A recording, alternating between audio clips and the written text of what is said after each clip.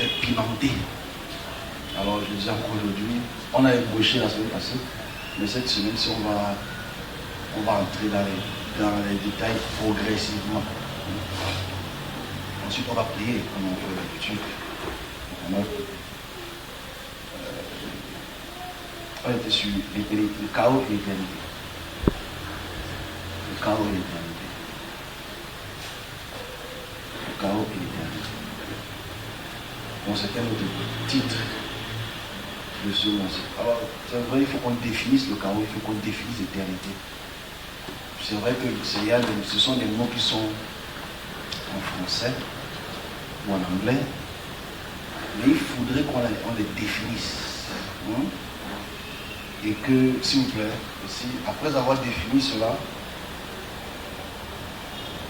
je souhaiterais, parce qu'en fait, mon travail de pédagogue d'instruction,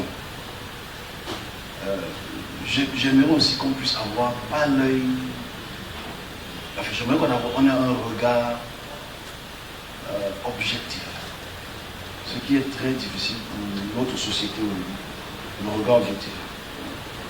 On va prendre un exemple avec objectivité aujourd'hui en tant que début d'expression de chaos et l'éternité. Ce qui est un peu étrange dans notre belle église, ceux qui viennent en retard vont poser des questions. Et je me ferai un plaisir de répondre. C'est mon travail aussi. Ok. Chaos et éternité. Alors c'est important d'abord de définir les deux points, c'est-à-dire sur le chaos et sur l'éternité. Le regard du service de Dieu, mais le regard du service de Dieu, pas le regard du religieux. Parce que le regard du religieux est outre, et je vais expliquer le regard du religieux. Et le regard du service de Dieu est autre. Je dois expliquer le service de Dieu parce que j'en fais partie, comme d'autres aussi. Le problème avec mes collègues, c'est que mes collègues regardent le service de Dieu sous l'angle de la loi de Moïse. Et c'est là qu'ils font erreur. C'est là qu'il faut rectifier le tir. Vous allez me comprendre très facilement. Parce que je pense que nous qui sommes ici, on a quand même la chance. Avant de commencer les explications, nous qui sommes ici, on a la chance de dire les choses qui se manifestent. Donc c'est facile de comprendre l'angle du service. On ne prend pas ça chez le voisin. On ne passe à gauche, à droite, on exprime cela. Alors on y va. Je définis d'abord le mot chaotique. Chaos. Je définis le mot chaos en termes simples. C'est l'état de désordre. Quand on parle de chaos, c'est un état de désordre. Ok?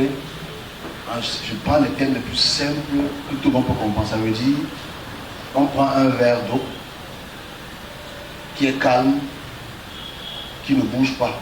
Dès que l'eau commence à bouger, on appelle ça l'état de chaos. Ça quitte de l'inertie au chaos. Bon, l'état de chaos veut seulement faire comprendre l'état de désordre. Voilà ce qu'on appelle chaos en général. C'est pas long. Donc quand on parle de chaos et éternité, je veux qu'on puisse essayer de se comprendre. Est-ce que nous sommes dans un état de chaos ou on est dans un état normal? Dans la généralité du monde, depuis que l'homme marche sur terre. Donc on parle d'éternité sous définition malheureusement religieuse, ça veut dire sans fin. On parle d'éternité dans la définition française, en quelque mot ça veut dire intemporel ou sans fin. Donc voilà les deux définitions que nous pouvons donner simplement pour que nous puissions avancer. Le problème, comme j'aime tu commencer par le problème pour avoir une solution, le problème c'est qui crée l'état de chaos? Qui sont les auteurs de l'état de chaos? Là il y a ambiguïté. Tantôt c'est Satan. Il faut qu'on explique d'abord cette histoire de Satan, parce que c'est encore une erreur de définir Satan sous la définition de Satan. On va passer par là s'il vous plaît. J'espère que vous me rappelez ça. Mais moi, je souhaite qu'aujourd'hui, qu'on puisse regarder la création dans l'état de chaos et d'éternité, sous le regard du service, pas sous le regard de la loi de Moïse ou la religion. Mais ce sera beaucoup plus facile pour nous. Alors, pour établir une plateforme de compréhension, voilà ce que je vais faire. Ça, c'est aussi pour mes collègues. Ils n'ont peut-être jamais entendu ça, et vous, peut-être un peu, mais je vais ouvrir le cerveau au service. Là, c'est mon rôle, moi, de le faire. C'est l'un de mes rôles. Alors, on va diviser la création en 5 parties. 5 entités indépendantes. Okay? On va diviser la création en 5 entités indépendantes. Regardez ça, mes collègues, c'est très intéressant pour vous aussi. 5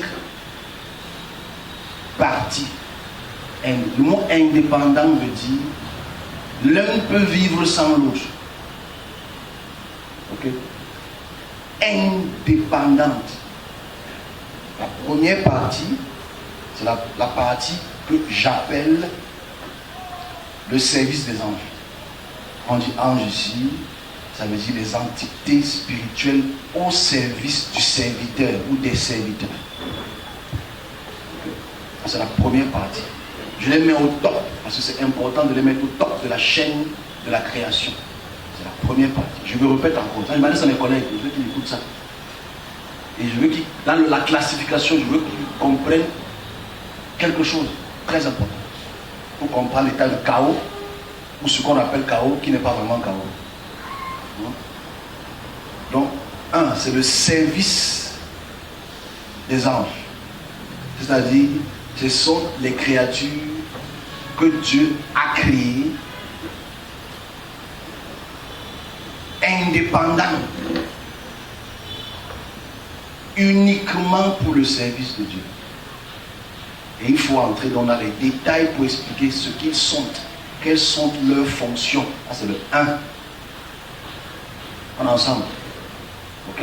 Le 1 là, ils doivent exécuter des tâches. Et leurs tâches, ils exécutent ça sur 2 temps. On est sur la première. Leurs tâches, ils exécutent ça sur 2 temps. Le temps intemporel et le temps temporel. C'est-à-dire, ils exécutent ça sur 2 tâches. C'est-à-dire, dans le domaine spirituel, ils exécutent. Et dans le domaine des hommes, ils exécutent. Voici les 2 fonctions du service des anges. Quand on dit ange, ils ne s'appellent pas ange, ok? Mais c'est le nom en français qu'on a décidé de donner. Donc je vais dans ce sens-là pour l'instant. Donc ça, c'est la première partie. Je dis bien, dans cette partie, il n'y a pas Dieu dedans. Parce que ces anges ont déjà reçu fonction. Je veux dire les choses clairement. Parce que l'utopie biblique veut te faire comprendre que Dieu a entouré les anges. C'est absolument faux. Dieu n'est pas dans 5 constitutions. Je vais l'expliquer. Dieu n'a rien à voir avec ça. Parce que Dieu a créé déjà et donné les fonctions. Il faut que ce soit clair. Voilà pourquoi ce qui est pour Dieu, c'est compliqué. On va arriver à ce point-là tout à l'heure. Donc ça, c'est la première chose. Et j'ai donné les 2 fonctions. Je dis bien, du système du service des anges que je vais élaborer avec le temps. Première fonction, c'est la fonction d'action dans le domaine spirituel. Spécifique, à un devoir spécifique.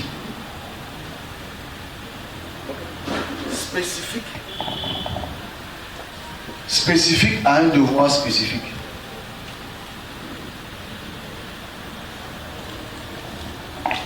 Ok, spécifique à un devoir spécifique. Ça, c'est la première fonction. S'il vous plaît, avec ça, il faut expliquer ça.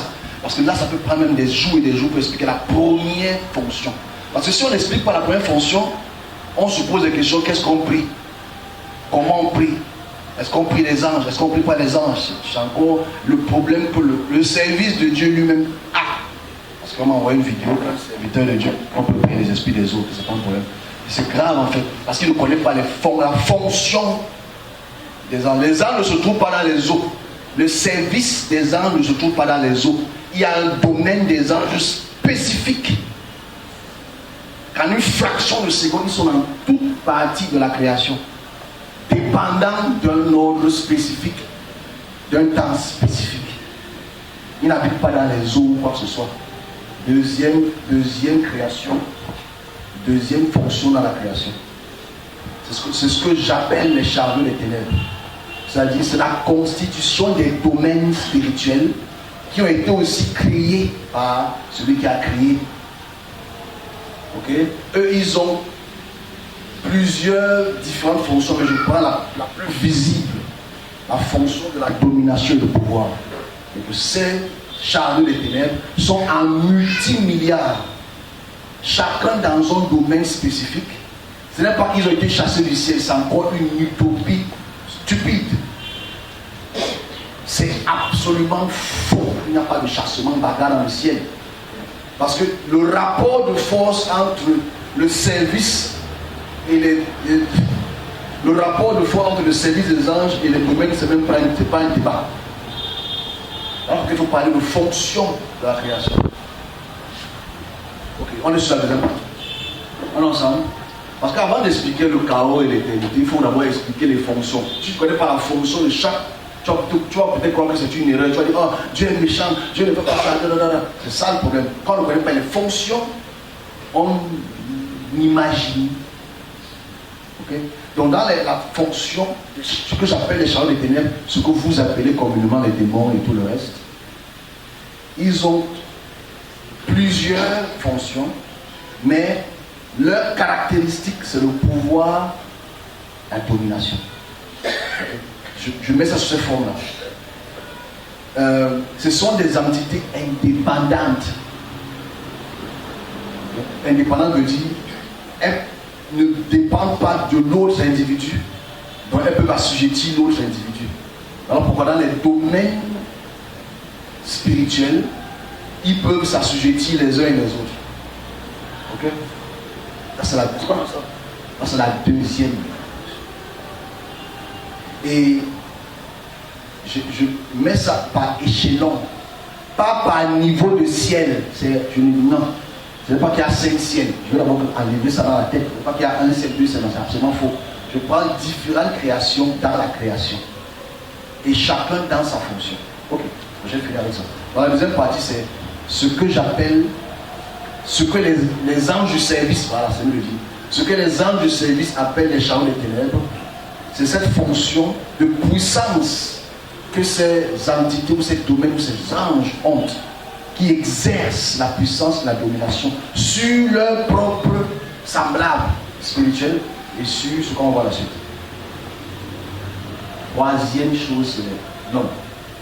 Okay? Mais moi, je ne veux pas mettre l'homme sous ce regard-là. Je veux mettre l'homme sous le regard du service de Dieu. Okay? Il faut aller dans ce sens-là. Il y a maintenant ce qu'on appelle le service de Dieu, les serviteurs de Dieu, ceux qui s'autoproclament pour faire tout le reste. Okay? Parce que la troisième partie, je mettrai les hommes un pas. Okay? La troisième partie ici devient intéressante. Parce que la troisième partie, ils sont aussi indépendants, mais dépendent de deux choses encore. Leur indépendance, c'est-à-dire qu'ils peuvent faire comme ils veulent faire. Quand il parle d'indépendance dans les actions, la troisième partie parle des hommes et le service, les serviteurs de Dieu. Ces personnes peuvent décider de ne pas ou deux. Ok, ça me fait. Mais ils ont un problème. Le premier problème, c'est la dépendance au service de Dieu. C'est que les anges du service communiquent les actions temporelles et intemporelles. Je vais expliquer. Notez ça, c'est important. On va élaborer chaque partie. Ça ne prend pas beaucoup de temps, mais le service de Dieu dépend du service des anges. Ok?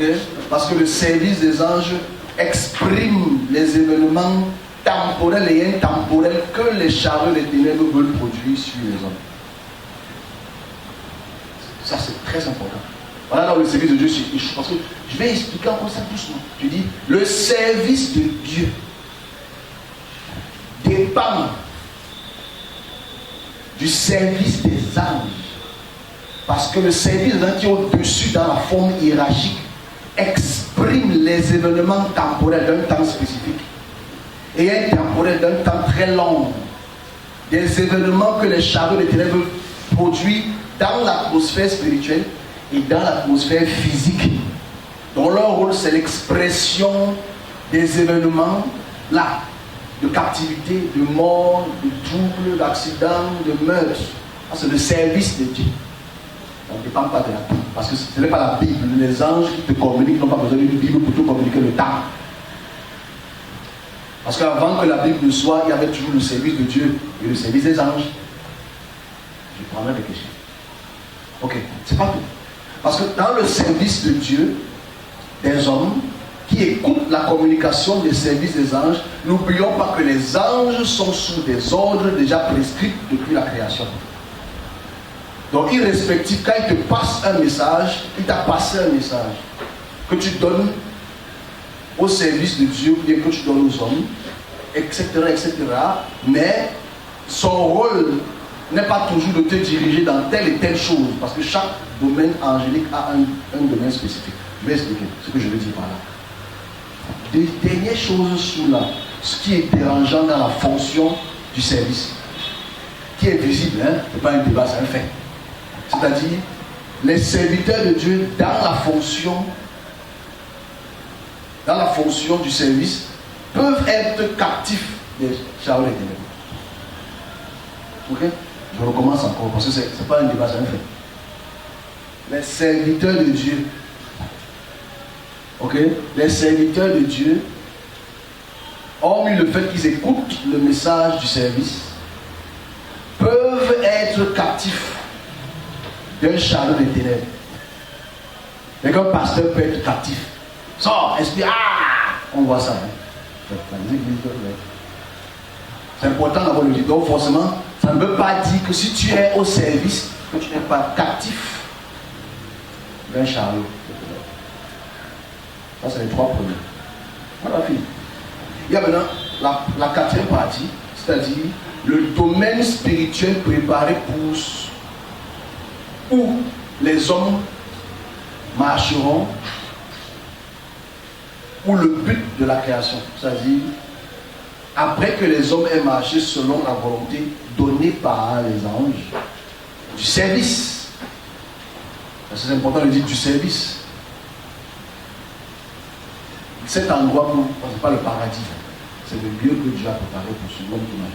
Là, c'est 4. Et la cinquième partie, qui n'est pas très importante, c'est le domaine du Créateur. Ce n'est pas un domaine spécifique, mais c'est un domaine intemporel. Voilà comment je divise les 5 parties. Et je dis encore, dans ces 5 parties que je suis divisé, ce n'est pas un débat, c'est un fait. Je ne suis pas une personne là. Ça, j'informe. Je ne suis pas en train de débattre que c'est vrai, c'est faux. Je ne me dis qu'un texte. Parce que j'ai parlé au service, j'ai parlé au chariot, j'ai parlé aux hommes. Donc je ne parle pas de quelque chose que quelqu'un a entendu dire. Je l'exprime parce que je le vis. Donc, je prendrai des exemples. On est ensemble. Parce que je n'ai pas encore pu l'écriture. On n'est pas encore entré dans l'expression de chaos. Je suis souvent en train d'élaborer les différentes fonctions dans la création. Si tu ne comprends pas ce que les fonctions dans la création, j'insiste le mot fonction. C'est-à-dire que chaque être dans le service de Dieu a une fonction. Ce n'est pas un ministère, c'est une fonction, c'est un service. Cet ange qui est dans le service te donne un service. Il s'arrête de ce service. Il n'excède pas ce service. Donc quand tu vas vouloir qu'il excède le service, tu vas prier pendant 20 ans.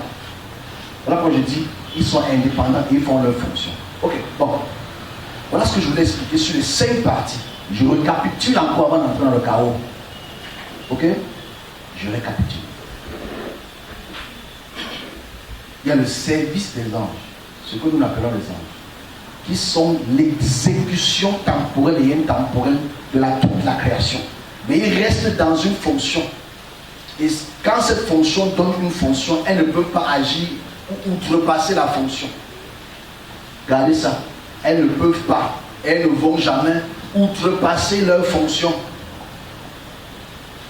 Un arbre ne va jamais donner un avocatier. La fonction. On se comprend? Maintenant, quand la deuxième partie, c'est le domaine des chariots d'éternel, que les anges appellent chariots d'éternel, c'est-à-dire tout ce qu'on va expliquer avec beaucoup de bonheur, parce que vous le savez déjà, la plupart des gens savent. Les chariots d'éternel. C'est comme ça que le service des anges appelle cette partie-là. C'est une création, ce sont des domaines en milliards. Ils sont indépendants, les uns et les autres, qui se combattent, les uns parce qu'ils ont reçu la puissance et une domination sur les êtres spirituels et sur les hommes. La première partie, c'est le service de Dieu, les hommes, okay, qui reçoivent les messages du service de Dieu, qui transmettent ces messages aux hommes, des actions temporelles ou intemporelles que les chariots des ténèbres produisent et dirigent les hommes. Okay? Et la quatrième partie, c'est le lieu que Dieu a préparé pour nous. Parce que tu vois, quand je n'ai pas mis l'enfer, parce qu'il n'y a pas d'enfer. Okay? Il n'y a pas d'enfer. La personne qui marche selon le dictat des chariots des ténèbres, tu appartiens à ce chariot. Voilà pourquoi j'ai le mot chariot important. Chariot. Okay? Et maintenant, je ne peux pas mettre le domaine de Dieu parce que Dieu n'est pas là dans cette histoire. Dieu a créé, il a donné la fonction à toute partie. Alors c'est important d'abord d'établir cet ordre cosmique. Le problème que nous avons, c'est que la plupart des personnes qui sont des hommes, qui ne sont pas dans le service, ne peuvent pas voir la création sous ces angles-là. C'est celui du service qui côtoie les chariots, qui côtoie les anges, qui pourrait avoir une compréhension. Mais le problème avec la compréhension vient sur le fait que la Bible hébraïque a brouillé le cerveau. Alors l'état de chaos. Alors aujourd'hui,